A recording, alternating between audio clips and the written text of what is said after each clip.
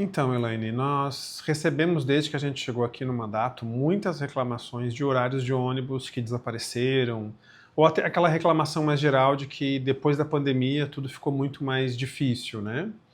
Só que a gente não tinha um número, tinha muita dificuldade de conseguir informações com a prefeitura, com o consórcio Fênix, e aí nós encontramos uma forma de resgatar registros do site antigo do consórcio Fênix. Nós pegamos dados de 2019 e nós comparamos o site que eles tinham em 2019 e os horários que apareciam ali com os horários que aparecem hoje no site de fevereiro de 2026.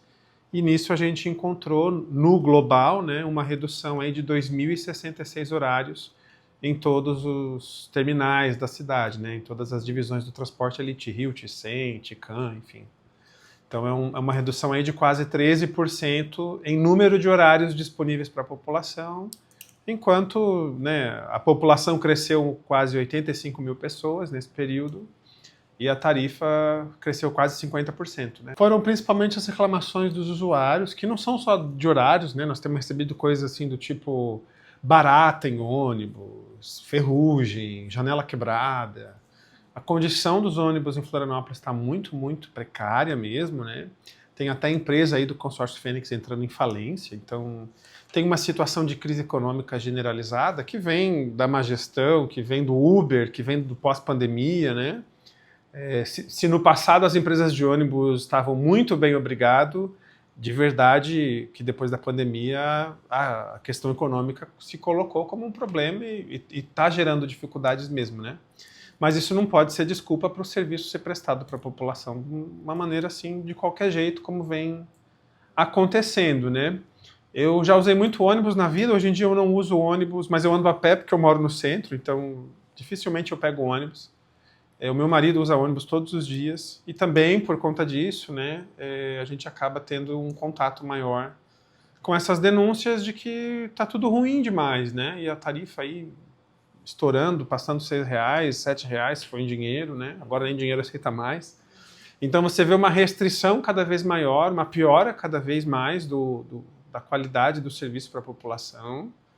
E isso precisa parar, né? A prefeitura está pagando aí 118 milhões por ano de subsídio e o serviço está cada vez pior, menos horário, os ônibus mais podres.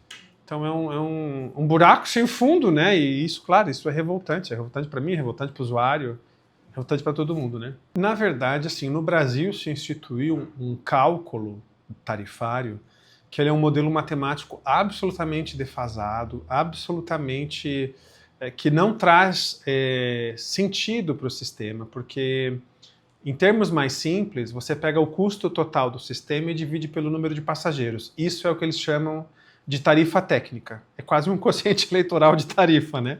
Ou seja, custo do sistema dividido por passageiros.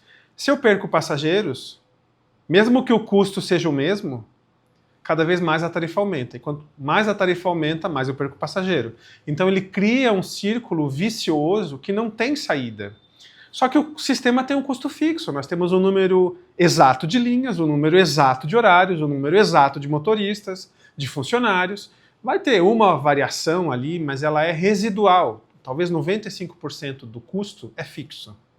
Então o ideal era que a prefeitura remunerasse as empresas de ônibus por quilômetro rodado, porque daí você inverte o círculo vicioso para um círculo virtuoso.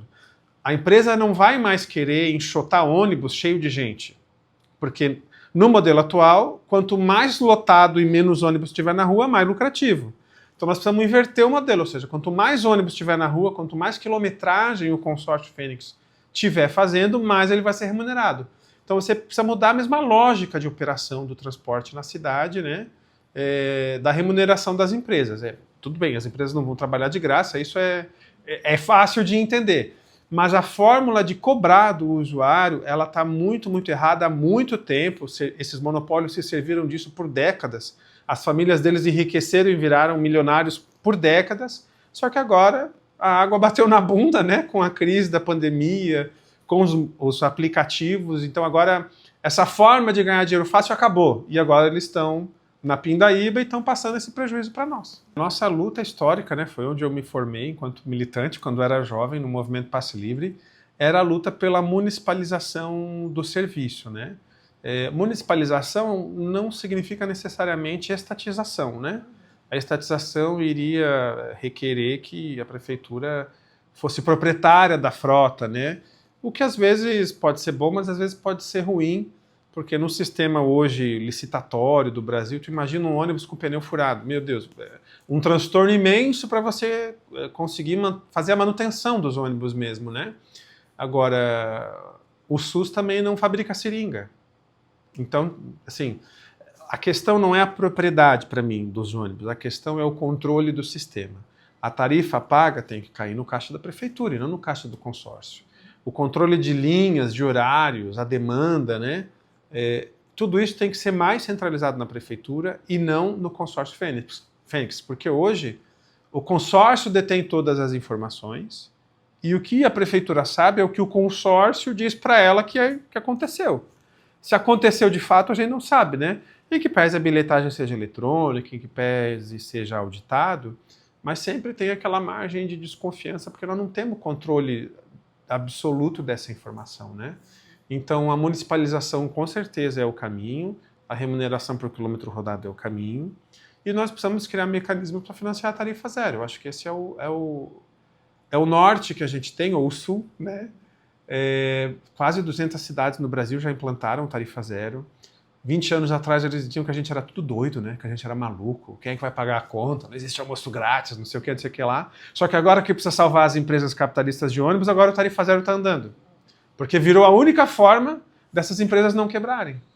Então, tudo bem, beleza, eu topo, porque vai trazer um benefício imediato para a população, vai garantir de fato o direito de ir e vir, vai garantir o direito à cidade.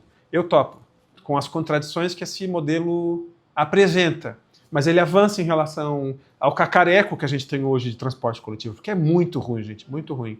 Eu que fui criado em Joinville, Elaine, eu achava o transporte de Joinville muito ruim até eu vir morar em Florianópolis. Quando eu vim morar em Florianópolis, eu falei, gente do céu, isso, 15 anos atrás. Hoje, então, é o caos absoluto. O transporte daqui é medonho, a palavra é medonho. No tema do Tarifa Zero, nós propusemos um projeto junto com o Movimento Passe Livre, né, que está tramitando aqui na casa. Não é uma tramitação fácil, né, porque existe uma resistência ainda, né, do prefeito, do executivo, dos vereadores, de fazer esse modelo funcionar.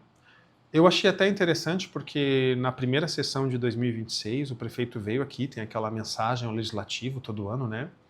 E o prefeito pela primeira vez na vida falou que ele é a favor do tarifa zero, desde que a gente mostra como é que paga a conta. Mas ele saiu da negativa, né? Daquela ideia de que é impossível, é coisa de maluco, não sei o quê, vocês são utópicos. Então ele já admite que é possível, então tem um avanço. O projeto está tramitando aqui com bastante dificuldade. Agora, essa parte dos horários, né, que é o que a pesquisa traz de mais concreto, nós temos agora dois caminhos, né? A gente pode pedir explicações para a prefeitura, que normalmente não respondem também, mas a gente está estudando qual é a melhor forma de levar isso para o judiciário, se é por uma denúncia ao Ministério Público, se é com uma ação direta do mandato na Justiça. Estamos estudando juridicamente assim, qual é o caminho melhor para que esse serviço seja recomposto, pelo menos, né? Porque tem uma perda grande para a população, a cidade só cresce, só vem morar mais gente aqui, e essa coisa da demanda, realmente, ela não é bem verdade, né? Ela é uma meia verdade. É claro que a demanda diminui, né, Elaine? Por exemplo, eu sou casado e tenho 2 filhos. Se eu quiser ir para a Praia do Campeche no domingo, eu, meu marido e meus 2 filhos pagamos passagem. Então, é mais barato eu ir de Uber. É claro que tem uma queda da demanda, se a porcaria do ônibus é R$7. 7 vezes 4, R$28, né? Se não for mais barato, se for equivalente, ainda assim de Uber, o Uber me pega na porta da minha casa, me deixa na porta do meu destino, tem ar-condicionado, que não tem no ônibus, né? Então é muito mais confortável também, né?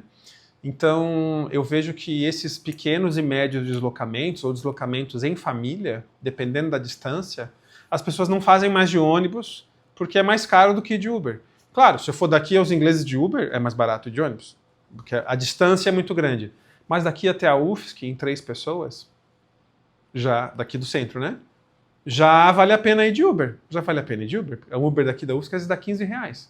Se 3 pessoas pagarem passagem, dá 21. Então, de fato, tem um problema que é econômico mesmo, né? Surgiu uma concorrência barata, que também precariza um monte de gente aí nesse trabalho. E, claro, mas aí as pessoas na sua sobrevivência vão optar pelo mais barato, pelo mais conveniente, né?